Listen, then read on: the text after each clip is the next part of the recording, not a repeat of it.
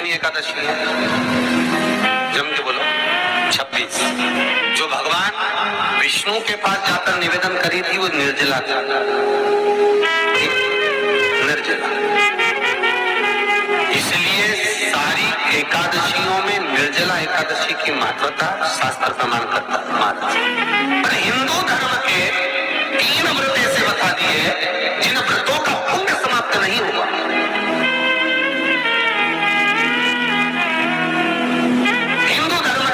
ऐसे हो गए जिनका पुण्य समाप्त नहीं हुआ महाराज, जिनका पुण्य प्रबलता में बढ़ता गया। पहले नंबर पर एकादशी,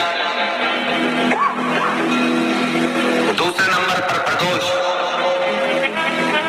और तीसरे नंबर पर शिवरात्रि। और निर्जला के दिन शिव महापुराण की कथा करती है, स्कंद पुराण करती है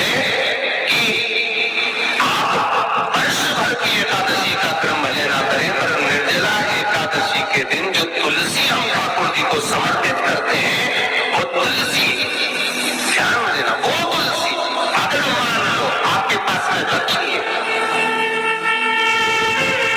निर्जला एकादशी के दिन भगवान ठाकुर जी को, सालीग्राम जी को, लड्डू गोपाल जी को आपके घर में, आपके मंदिर में जो आपने भगवान को तुलसी समर्पित करी है और तुलसी मान लो तुम्हारे पास रखी है और कोई व्यक्ति को बहुत बहुत ज्यादा कष्ट है शरीर में, बहुत बहुत कष्ट है, थोड़ी सी वो तुलसी चढ़ी हुई ठाकुर के चरणारविंद की, आप उस जीव को दो तो सही, आधा घंटा इंतजार करो, स्वास्थ्य में अंतर आना प्रारंभ हो जाता है। उस निर्जला, क्योंकि निर्जला ऐसी एकादशी है जिसने जगत में जाकर देवताओं के पास जाकर निवेदन कराए जग कल्याण।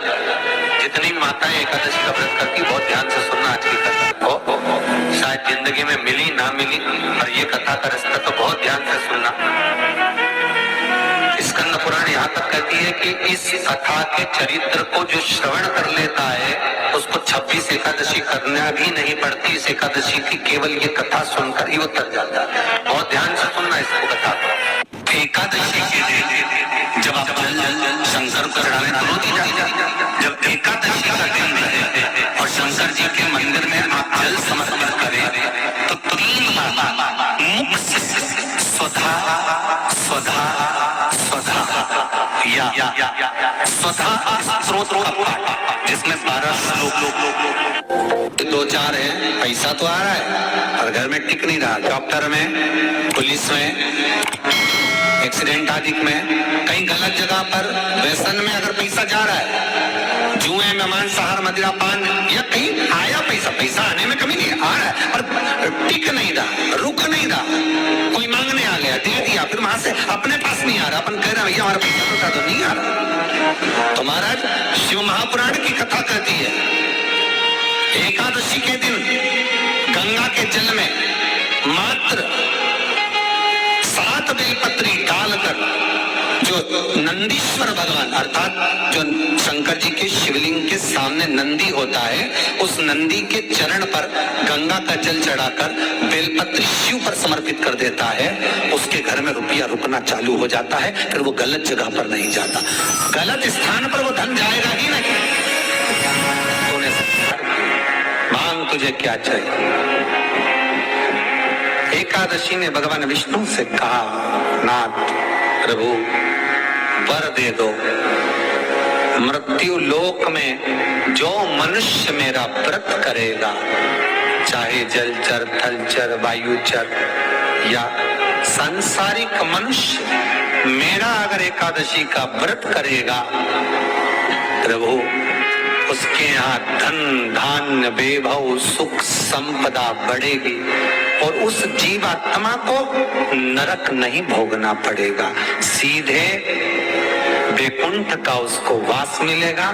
जब जीव आत्मा को लेकर चला जाएगा, यम के दूत जब बंदी बनाकर ले जा रहे होंगे उस जीवात्मा को जिसके प्राण छूटे होंगे, यम के दूत जब बंदी बनाकर ले जा रहे होंगे, तब मुझे वर दो कि मैं इसका हाथ पकड़कर बेतन्नी से पार उतार कर सारे नरकों से निकालती हुई आपके धाम में लेकर आ।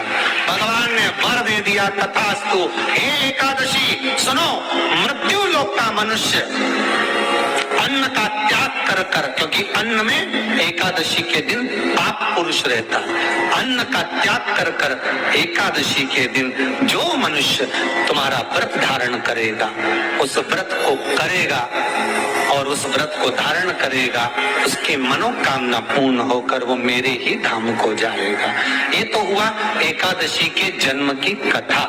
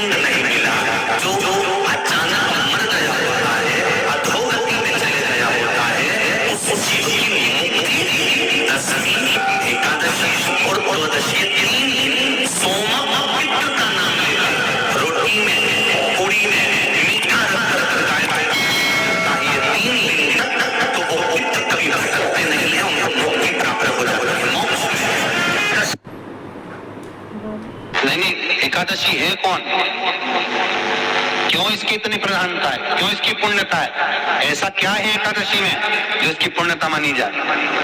कौन है ये? जो भगवान नारायण तक एकादशी का व्रत करते हैं। सुभद्रा जी को भगवान जगन्नाथ ने, जगदीश ने एकादशी का व्रत कराया था। बद्रीनारायण भगवान को माता लक्ष्मी ने एकादशी का व्रत कराया था। क्यों?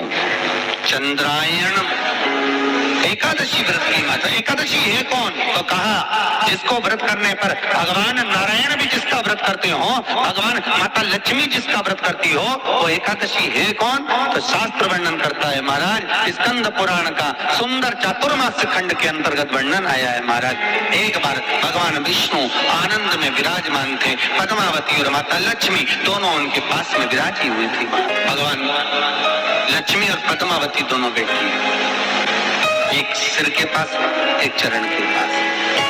कुछ समय बाद वहीं पर ब्रह्मदेव का आगमन हुआ और ब्रह्मा जी आगमन पाकर भगवान नारायण पद्मावती से लगकर उठे और उठकर लक्ष्मी की ओर झुके।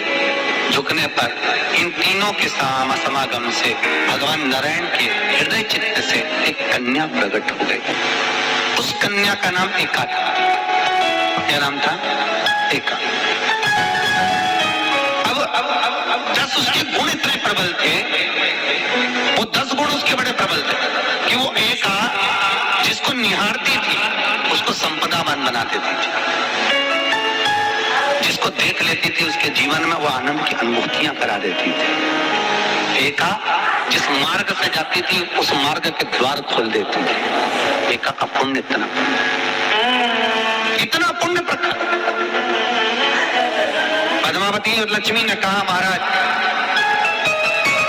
ये बेटी आपके द्वारा निर्मित हुई है, इसका कन्यादान करना चाहिए। हमारे यहाँ हिंदू धर्म में रीति है, जिस दिन कन्यादान करा जाता है उस दिन व्रत रखा जाता है। अब आजकल रखते कि रखते हो मालूम नहीं, और कन्यादान करते समय व्रत रखा जाता है।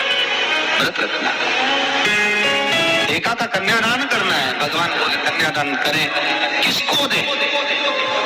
एका किसको दी जाए? एका प्रदान किसको करी जाए? पुण्यता किसको दी जाए?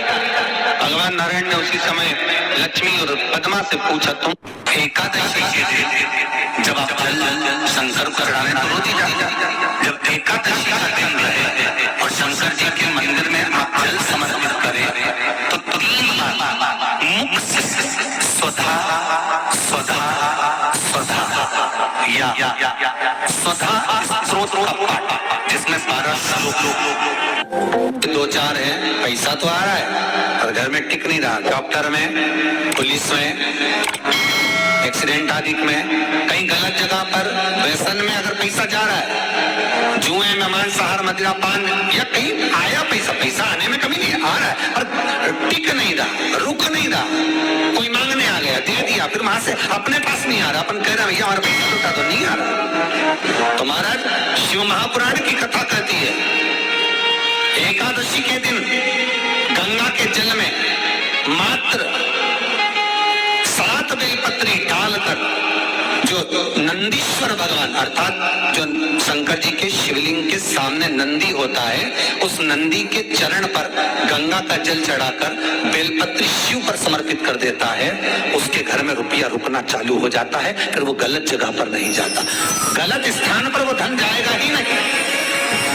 तूने मांग, तुझे क्या चाहिए?